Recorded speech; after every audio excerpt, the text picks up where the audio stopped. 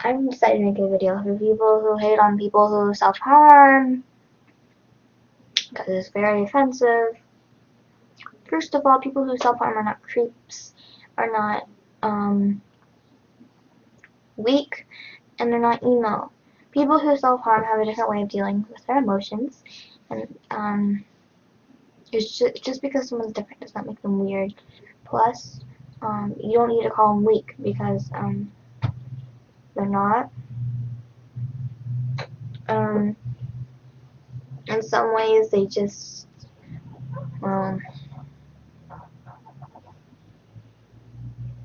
it's kind of like smoking and nicotine, and it can become addictive depending on your self-control, and having a low self-control does not make you a person. Also, it's also a state of mind.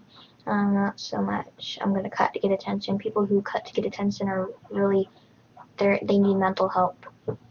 They do. They need mental help. If you self-harm, you get attention, you have problems. But not a lot of people do that.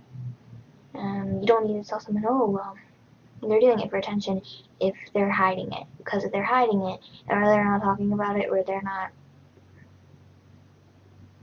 Guys, if I did it for attention, I mean, if someone did it for attention, they would show you their scars on their wrists, or whatever, okay? Or they would make it visible, or talk about it in some way, and they would just do it for attention, basically. Someone who keeps it a secret is obviously not doing it for attention.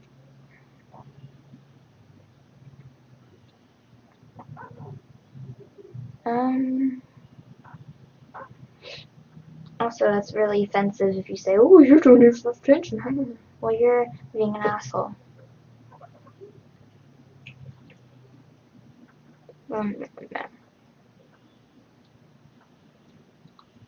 Plus,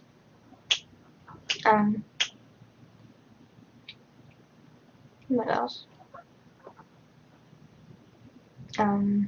Them not being able to handle their emotions very well, is better than you being, it's better than you being immature. Because if you're obviously slandering someone for cutting, you're immature. You don't understand. And if you don't understand, you have no right to judge another person. So fuck you.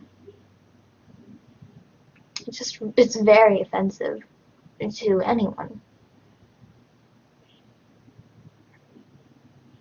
Not just for people who cut, but because like other people can just see and look at you and say, oh, that guy's really a douchebag. And yeah, that's all. Bye.